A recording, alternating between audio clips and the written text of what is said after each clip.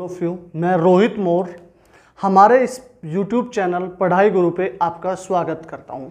आज का हमारा टॉपिक है ट्रिग्नोमेट्री।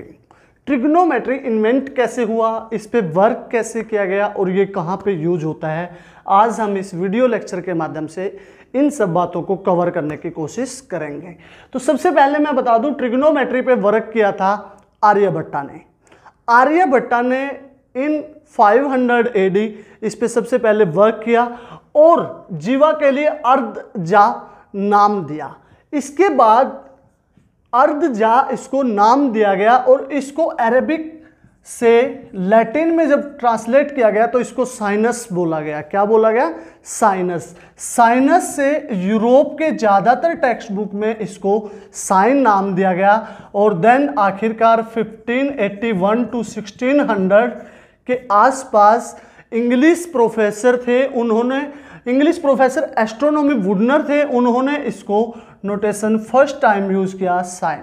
देन इस तरह से हमें मिला साइन थीटा। क्या मिला? Sine theta.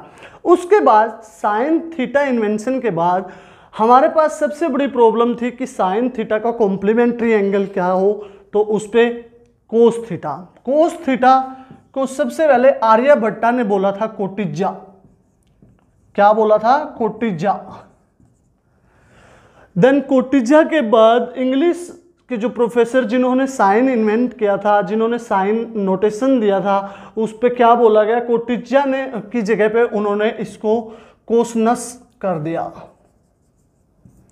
और देन फिर हमारे पास आया कोस थीटा।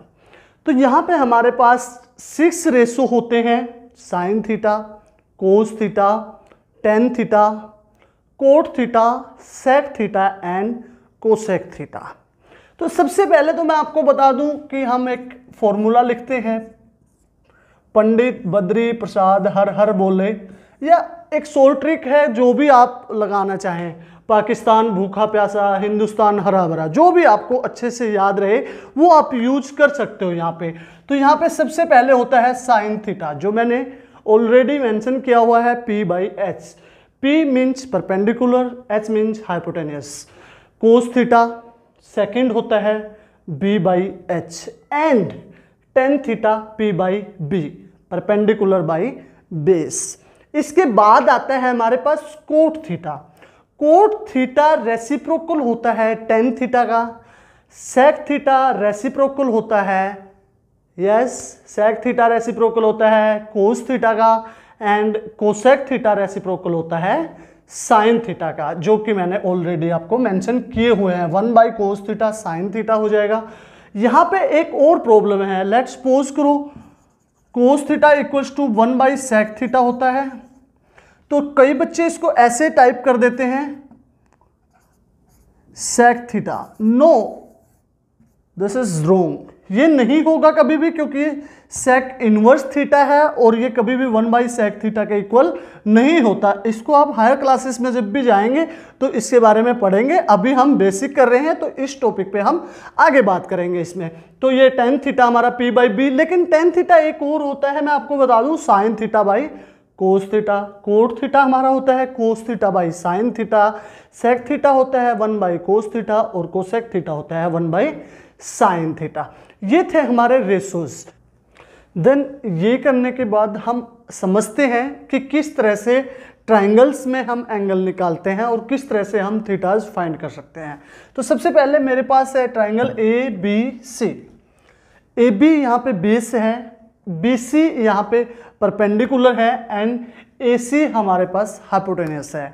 एक चीज़ हमें यहाँ पे ध्यान रखनी है, वो क्या है कि जो थीटा होगा, जो एंगल हमें फाइंड करना है, वो हमेशा AB मीन्स बेस और हाइपोटेनियस के बीच में एंगल बनेगा और परपेंडिकुलर उसके अपोजिट साइड होगी हमेशा। अब सपोज करो मुझे यहाँ पे साइन थीटा फाइंड करना है, तो यहाँ से क्या था मेरे पास? P/H, perpendicular by hypotenuse. मतलब परपेंडिकुलर क्या है मेरे पास? CB एंड हाइपोटेनियस क्या है मेरे पास? AC। देन साइन थीटा क्या होगा मेरे पास? CB/AC। बट यहां पे अगर मैं थीटा यहां की बजाय यहां कर देता हूं तो क्या होगा? अभी मैंने आपको बात बताई थी कि एंगल किसके साथ बनेगा? हाइपोटेनियस और बेस। तो अब कन्वर्ट हो जाएगा हमारा BC, क्या हो जाएगा हमारा बेस हो जाएगा, और इसके एंगल के अपोजिट साइड कौन सी है मेरी AB, जो कि क्या हो जाएगी परपेंडिकुलर। अब अगर मुझे साइन थीटा फाइंड करना है तो क्या होता है फिर मेरा परपेंडिकुलर। अब परपेंडिकुलर क्या हो गया मेरा AB एंड क्या आता है मेरा हाइपोटेनियस। हाइपोटेनियस क्या है मेरा AC।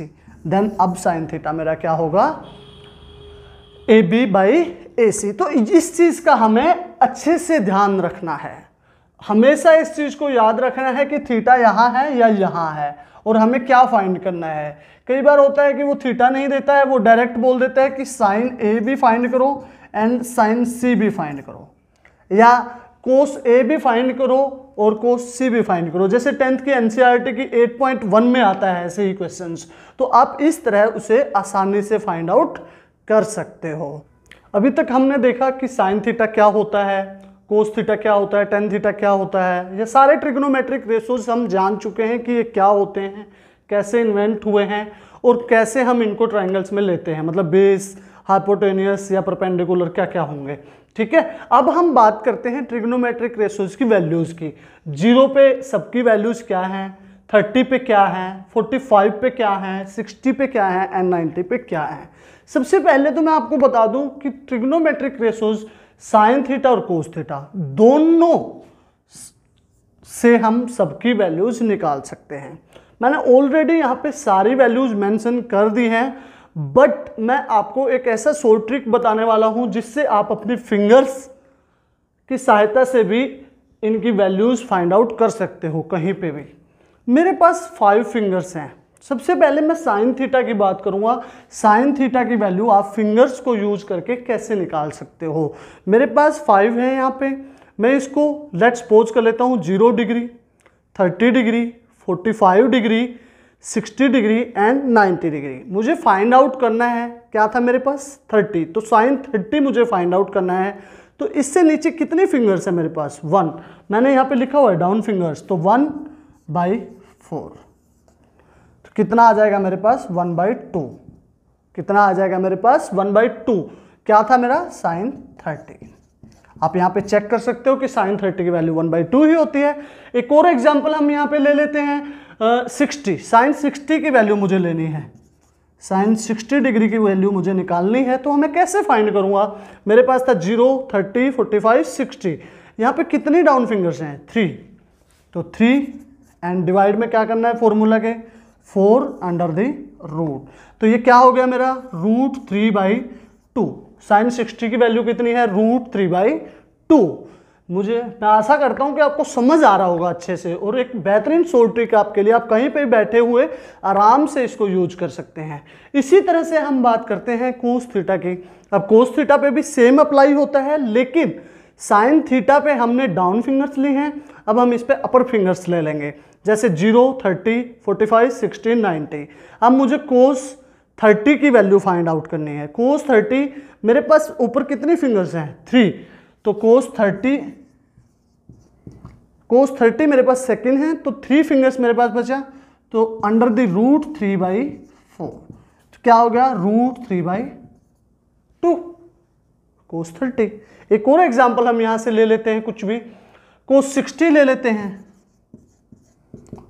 फिर सेम है मेरे पास क्या था 0, 30, 45, 60। मेरे पास क्या बचा 1, और टोटल कितनी है मेरे पास 4 था, तो 1/4 अंडर द रूट। तो कोस 60 कितना आ गया मेरे पास यहाँ पे 1/2। तो कितनी वैल्यू है कोस 60 1/2।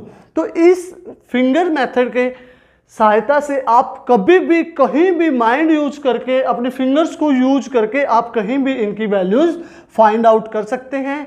और इसके साथ साथ हम क्या कर सकते हैं, साइन कोस थीटा की फिंगर से वैल्यू मैंने इसलिए बताई है आपको कि आप टेन थीटा क्या होता है sign theta by cos theta, आप उसकी वैल्यू इजिली फाइंड आउट कर सकते हो। फिर कोट थीटा किसका रेसिप्रोकल होता है टेन थीटा का, then tan theta sine theta by cos theta हो जाएगा।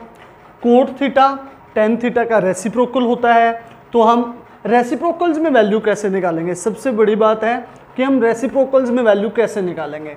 तो वो आएंगे ऐसे, जैसे हमारे पास साइन थीटा 0 है, साइन थीटा 0 है, और मेरे पास कोसेक थीटा, यहाँ पे मैंने एनडी लिखा हुआ है। क्या कोई बता पाएगा कि एनडी? Not defined. देखो हमारे पास, मैं कई बच्चों को पूछता हूँ कि what is the difference between 0 and 1/0, तो वो कहते हैं, कई बच्चे बोलते हैं कि सर ये भी 0 होता है, ये भी 0 होता है, या कई बच्चे बोलते हैं सर ये 1 होगा और ये 0 होगा, बट ऐसा नहीं है। यहाँ पे आपको हमेशा ही ध्यान रखना है, बड़ी बेसिक सी चीज़ है ये मैथ्स की, कि जब भी 0 मल्टीप्लाई में है किसी के भी तो वो 0 होता है, बट अगर अकेले 0 से डिवाइड हो रहा है तो वो नॉट डिफाइंड बोलते हैं उसको। क्या बोलते हैं?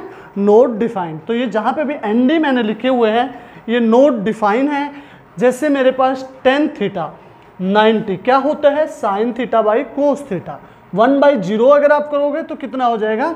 Not defined. तो 1/0 हमेशा नॉट डिफाइंड होता है। 1/0 ही नहीं, 0 से किसी को भी डिवाइड करोगे उसकी वैल्यू नॉट डिफाइंड होती है। ये थी हमारी ट्रिग्नोमेट्री की बेसिक क्लास, जिसमें हमने ट्रिग्नोमेट्रिक रेशोस, इनका इन्वेंशन, टेबल और फिंगर मेथड के बारे में पढ़ा।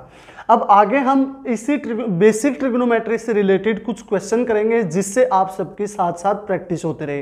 देखिए एक बात आप जहन में बैठा लीजिए कि मैथ्स एक ऐसा सब्जेक्ट है, जब तक आप प्रैक्टिस नहीं करेंगे तब तक समझ नहीं आएगा। प्रैक्टिस बहुत ज़रूरी है आपको। तो इसी तरह से हम आपके लिए टॉपिक वाइज न्यू वीडियोस लेके आते रहेंगे। अगर आपको ये वीडियो पसंद आया हो तो आप हमारे चैनल को सब्सक्राइब जरूर करें, ताकि जब भी हम कोई न्यू वीडियो डालें तो आप तक नोटिफिकेशन पहुंच जाए। Thank you.